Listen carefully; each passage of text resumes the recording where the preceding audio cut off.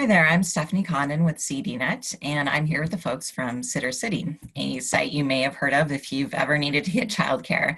I'm here with Sandra Dainora, Head of Product, and Phil Brown, Head of Operations. Hi, guys. Hi, how are Hey, you? thanks for having us.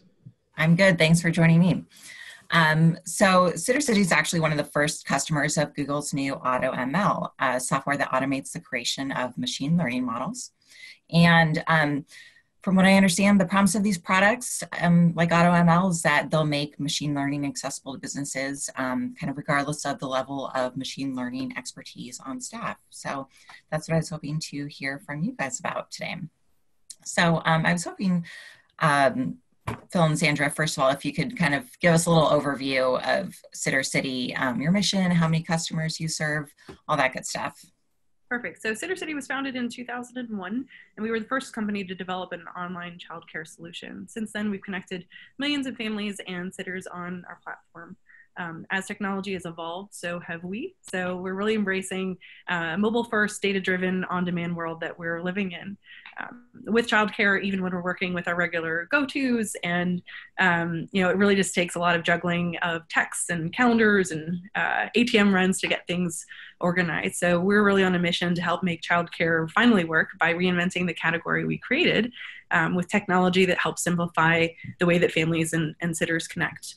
As part of it, really, our focus is on thinking on ways that we're able to deliver smarter matching, tools and information that help make evaluating kind of short lists of sitters a breeze, and really just evaluating ways that we can make the fundamental part of childcare easier for everybody, giving people the freedom to do more of what makes them happy. Cool. It's really interesting hearing how technology can really improve something as basic as childcare. And since tech is obviously such an integral part of your business, I was curious kind of if your staff did have any machine learning expertise. So we currently have 50 employees on our team and a 13-person tech team. So we're headquartered here in Chicago. And this is a place where we actually have not kind of natively had, I think, a lot of expertise in this area, but a lot of the tools that we've been utilizing have actually kind of made that transition and learning process actually a pretty easy step for us, where we're kind of utilizing them and able to make kind of some pretty quick strides, just given the way the tooling is set up. Cool. And can you tell me a little bit, first of all, how long you've been using the Google Cloud platform and what brought you there? Sure. So we migrated to Google Cloud in the first half of 2018. We were previously using Amazon, but chose to migrate to Google because it was just strategically, I think, pretty far ahead in terms of Kubernetes, thinking about kind of the onboarding process itself also was a big driver for us, where really we're able to partner with Google on kind of just getting a lot of support based off of our goals. And we worked with a team member to help with executing a migration that really didn't require any changes below the application level. So in this process, I think really had a lot of success with no concerns of downtime. We had 2 maintenance windows throughout the whole process that were fairly short in nature. One of the great things that we saw coming out of this was 40% reduction in cost, and really a big opportunity to optimize our team and kind of use it as a driver for future product development, where the AutoML stuff really kind of helped this be a reality that we could pursue now that we had kind of that core platform in place. Right. So can you explain what you're using AutoML for? Sure, I can take this one. So our first use case of AutoML has largely been around redesigning the way that we review user photos. So we have 1,500 sitters roughly joining the platform every single day. Those sitters upload photos for identification purposes when connecting with families on our platform. And we review those to ensure that they meet our quality standards. For example, things like, photos not including sitters with sunglasses, or making sure it doesn't contain, one of 10 or so basically disqualifying attributes. And so, we set out to kind of, previously we had a team of people reviewing those photos individually and actioning on those photos. So we set out to actually automate this photo review process with machine learning. And we joined Google's alpha testing team for AutoML. So what AutoML basically allows us to do is detect these disqualifying photo features like obscured faces, Snapchat filters, things of that nature with greater than 90% accuracy, ultimately meeting our requirements. Interesting. How much, can you explain why that manual review process was kind of a burden operationally? Did it, have a drag on the business at all? Absolutely. So I think it's twofold. Number one, it's a drag on the business in terms of just people needs for actually manually going in and reviewing those photos. But I think the bigger drag on the business is actually in the delay that it occasionally takes in order to review photos. So if you have up to a 2-day delay in approving a sitter photo, that's 2 days where the sitter can't find a job. That's missed employment opportunity for the sitter, and frankly missed revenue opportunity for the company. Right. So you're using AutoML to automate this. One thing I was wondering was whether you considered using the Cloud Vision API and why you felt you needed a custom model, because from my understanding, that's kind of the big distinguishing point between these products, right? Absolutely, yeah. It's the AutoML's biggest distinguishing feature is the fact that you can create custom models, and we actually use both. So we use Google Vision API in conjunction with the AutoML platform, and the reason for that is that Cloud Vision API was perfect for certain photo qualities we wanted to identify. Labels like whether there are multiple people in the photo, or if someone is wearing sunglasses, or whether there are pets in the photo, as a few examples of something that Cloud Vision API is quite good at detecting already. But we needed a custom photo model to identify very specific things we care about that didn't have robust Cloud Vision API labels around them. Attributes like I said before, filters on Snapchat. There's just a lot of nuance there. So, another example is what Vision API identifies as a face. Might not necessarily mean it meets our quality standards. For example, that face could be cut off in the image. It could be obscured by a phone. It could be blurry. And those are the things that we need custom models around to identify whether it, yes, it might be a face that Cloud Vision API can understand, but does it meet those more specific requirements that we have in our photo review process? Mm-hmm. So can you walk me through a little bit of what it's like training these custom models with AutoML?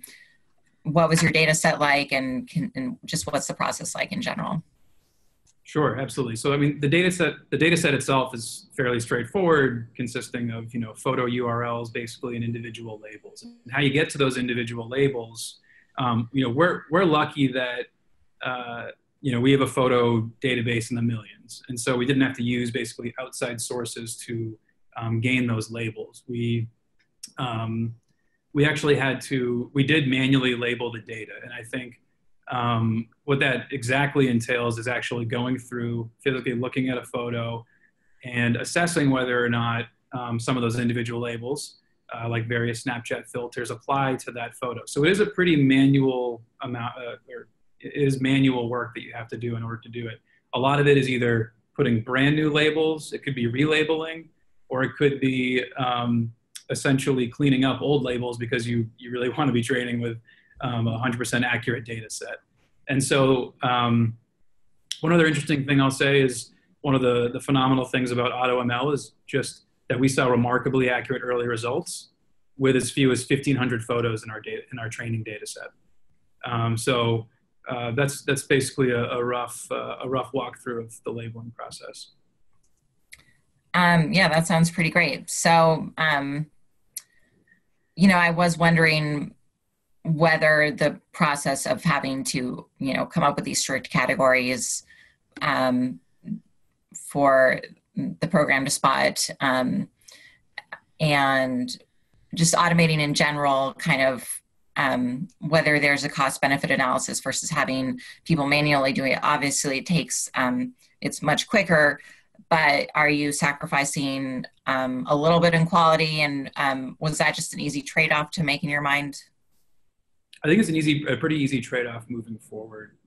Obviously, no manual review process is perfect, so you need to establish essentially what that acceptable error rate is for any process, and that could be very different based on the process, and that could be very different based on the label as well. Maybe you might have different thresholds for different things you're looking for in specifically the photo review process.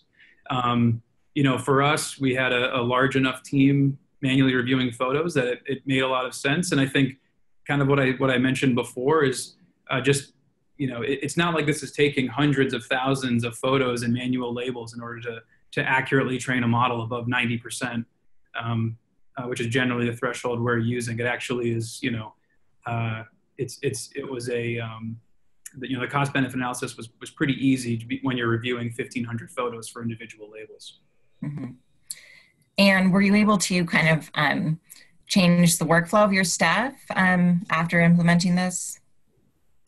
Yeah, absolutely. So we were able to cut down on man hours, previously with a team of almost 6 people, at times dedicating their entire days to this. Again, I think the bigger impact is really on the business side of just reducing that 2-hour delay when you have 2-day delay. I keep saying hour. When a sitter's photo could be published to the app, now it's really moments when a photo is accepted. And so, early results are pretty promising, reducing our photo review team, freeing up our team to focus on other things, more important things for our customers. That pretty much covers it. And so obviously Sittercity users are sharing a lot more than photos as babysitters. Can you tell us about the kinds of data you're collecting from your users? If you use other services to kind of parse that data and analyze it, what you're learning about them. Yeah, so once we were on GCP, we started optimizing our app with a lot of other Google Cloud offerings. Cloud Pub Sub, for example, we're able to utilize it for listening for customer activity and business events, and that helps send changes to our appropriate databases and data lakes. And from that, we're able to actually analyze that data using BigQuery. So by analyzing that customer behavior and visualizing the results with Looker, which integrates directly with BigQuery, we're able to better understand what our customers want and actually make changes to our app to better serve them. So we're looking at everything from transactional data to specific, activity or behavioral things that are happening within our apps or on the site, and really just helps the business educate and make better decisions on what our customers need and where there's opportunity in the future. Cool. So now that this initiative with AutoML seems to have gone successfully, I was curious whether you're considering expanding your use of the product or machine learning in any other ways. Yeah, so I think that there's a huge opportunity here just to continue optimizing some of our internal team processes, while also just extending new features for our families and sitters. We're really just starting to scratch the surface here, and expect this to be a big area of continued focus for us in the coming months, and really believe that there's huge potential here to improve the way that we help parents and families connect. So really just excited about the opportunity that tools like this help provide. Great. Well, thanks so much for your time. Sandra, Phil, great talking to you. Thank you. All right, thanks so much. Bye.